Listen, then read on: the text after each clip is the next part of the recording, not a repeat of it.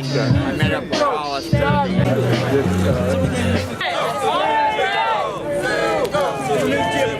Will, good job. To the new Jim Crow.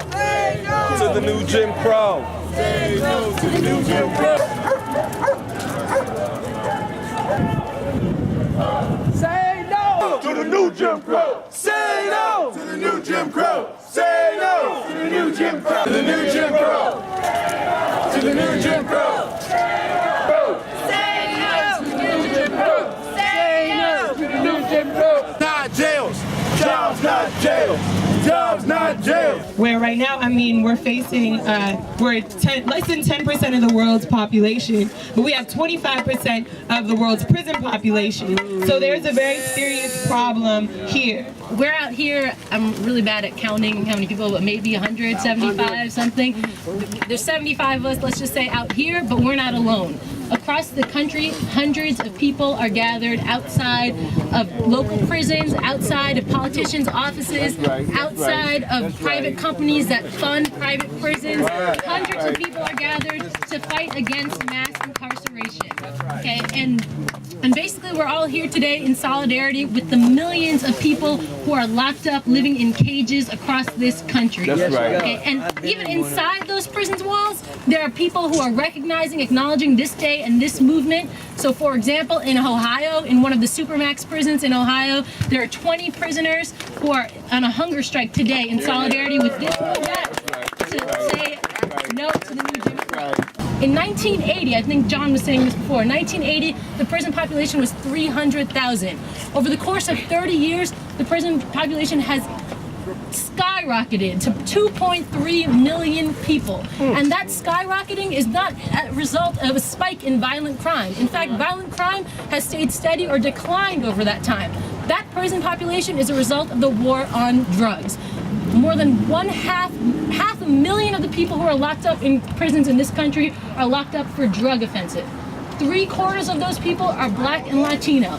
Now, that you might think, okay, 3/4 of the people who are drug offenders are Black and Latino. No, all of the statistics show that Black and Latino people do not use or sell drugs at higher rates than any other race. In fact, the statistics show that actually white people use and sell drugs at slightly higher rates than Black and Latino people. So the point is clear that all of these words we hear in the media, criminals, law and order, tough on crime, all of that stuff is not about crime. That stuff is code for the new Jim Crow.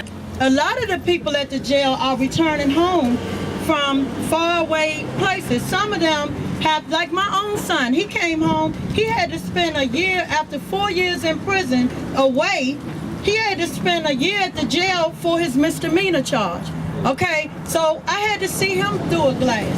So a lot of them are getting charges and being shipped off to who knows where, because DC does not own their own prisoners anymore. They gave them up to the federal, you know, so now they're going who knows where. And these last few visits, they have to see them on a video. You know what it means to that child to be able to touch that glass, and his parent, mother or father, put their hand in that glass and they look into each other's eyes and say, I love you, I'll see you, you know, whatever they have to say, but it's more. You cannot do that through a glass. Say no to video, face to face is the way to go. Again, my name is Barbara, and I'm happy because we're out here. We are building a movement, so we need to keep this momentum going. Please, please. I just want to relate quickly my incident when I came to visit my loved one last week, only to learn that he's not here. I don't know where he is, so I'll have to get on the phone and spend untold hours trying to track him down. That's just one inhumane incident that I can relate to you. Another one is that my loved one frequently tells me about the inhumane treatment and how the staff is very unprofessional, how they emasculate the men here, and there's really no grievance process for them. So that's, and of course we know about the video conference, so that's just 2 or 3 incidents. We must stop this mass incarceration of our people of color, of our primarily Black. Absolutely. Hi, my name is Charlotte Williams, and I'm here to speak to you about the case that I've been working on for the past 6.5 years. It's a appeals case of Giovanni Reed. This is in Philadelphia, Pennsylvania, and Carlton Bennett. Working on their case, analyzing it, and putting it together, opened my eyes to many of the injustices of the so-called justice system. I got to get a bird's eye view of what is wrong with the system. As a result of putting it up on the internet, something unexpected happened. We got a defense witness who came forward. The defense witness happens to be Caucasian. The victim in this case was also Caucasian, but more importantly, the defense witness says he witnessed the case, the actual murder, and that our two guys had nothing to do with it. He was the roommate of these two guys, of the victim. Now, having said that, he has no reason to come forward after all of these years and lie. He said the reason he did not know is because he was told that one person had been arrested and tried and convicted. No, someone pleaded guilty and was sentenced to life without parole. These two young men were sentenced to life without the possibility of parole. I'm hoping that my daughter and my efforts will get them free. When I first read my amendments, I was like 24 years old, and I felt so empowered. I was like, wait a minute, we can get together like this right now and be like, this is wrong, change this law, and somebody has to come give us a redress. That's why when I came across the Occupy movement, the first night we pitched the tents at K Street, actually. It was 3 tents when I came out there. And I ran across and I asked somebody what was going on, and I fell in love with it. Because I said, this is what we're supposed to be doing. This is what should have been happened. You know, and I was the first black man there. And you know, somebody just told me, quote unquote, I'm the most active black man, and that's good. It's a lot of active black brothers, but I'm glad that I'm still standing, because my first grievance was that I'm black and I get harassed every day. So I said, that's why I'm out here. Like, if I ain't out here for nothing else, forget Wall Street, forget whatever, I'm trying to set my brothers free. Because a lot of my brothers are still behind bars that I was locked up with, and it's real. And 2 of my friends, not only those guys who I met in there, 2 of my friends I grew up with are charged with life. One for murder, another one for murder. And they both claim self-defense. And they're from where I'm from in Prince George's County. Then I got another friend who was locked up since I was 15 years old over doing something silly, that he got locked up in Virginia, and he took him on a high-speed chase to Maryland, so they charged him twice in Virginia and Maryland. He's been locked up since I'm 26. He's been locked up since we were 15. 3 of them. It was 3 of them, and they were all my peers. They were all my friends. So my grievance today, y'all, and I want y'all to hear me out. Please hear me out. For God's sake, I'm a Christian. You don't gotta be a Christian for something, a higher power's sake. Hear me when I say this. It is a grievance. It is a legit grievance that they're not judged by a child of their peers, and that they'll be given excessive time. And we got to come together, white, black, Asian, Latino, everybody is human and have human nature. It's like, you know what, have some compassion. We deserve to be judged by our peers. You guys probably read it in the paper last week before last, on the news. My son, Kwan Kearney, was convicted of murder. Judge gave him 60 years. Prior to that, October 17th, I lost my oldest son to the street. He got gunned down. So therefore, the streets took one of my sons in October. The government took another one of my sons in December. And being as though he wasn't judged by his peers, and then you have people who get on the stand and tell lies. And his brother was going to be the key witness that could have stamped it that he didn't commit this crime. But being as though he's deceased, the dead can't talk. As far as them putting up those cameras, monitors, and whatever they doing over in there right now, for us to talk to our loved ones looking at the monitor, like my son said, I can't even see you when you're on the monitor. I can't see you. All I can do is just hear you. It's bad enough we have to talk to them through that glass, that plexiglass. We can't touch our loved ones. Now you want us on the phone, on the video, where we really can't touch them. We cannot see them. They're going to send my son away to the feds.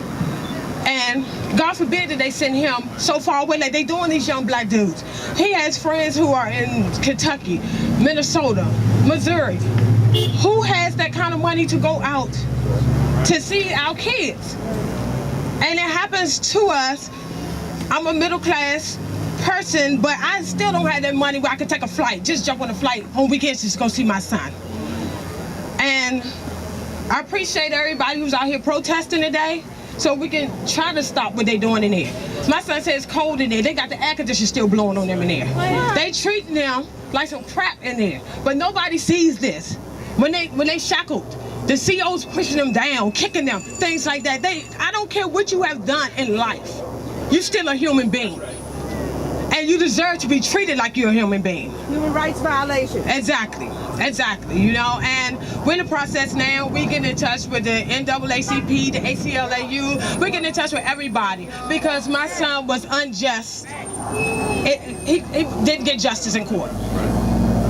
And I just want to say thank you to all you guys and just stay strong. In that infirmary, we got the worst medical treatment on the planet. 7 brothers died in my arms that had AIDS because the medical people wouldn't do their due diligence and take care of them. Here I'm in a wheelchair and had to rustle up some more brothers that had heart to take these brothers to watch them up. When I came home, I immediately went to city council and testified against it. They closed it down for a while, but it's back functioning again. It's not by mistake in what they doing. They want to put us up on the camera. They didn't want you to come over to jail to visit your loved ones, no way. That's why they give you all the hell when you come over there. Discourage you. So we ain't doing nothing wrong. We doing everything right. We just ain't protesting enough. That's right. We just ain't letting them know how serious we are. That's right. Need to block something up. Hold their bail. Keep your eyes on the prize. Hold on. Hold on. Hold on. Hold on. Hold on. Keep your eyes on the prize. Hold on. Hold on. The only thing that we did wrong was to wander in the wilderness too long. Keep your eyes on the prize. Hold on. Hold on. Hold on. Hold on. Keep your eyes on the prize. Hold on. And the only thing that we did right was to organize and fight. Keep your eyes on the prize. Hold on. Hold on. Hold on. Hold on. Hold on. Hold on. Keep your eyes on the prize. Hold on. Hold on. Paul and Silas began to shout. The jail door opened and they walked out. All right. Keep your eyes on the prize. Hold on. Hold on.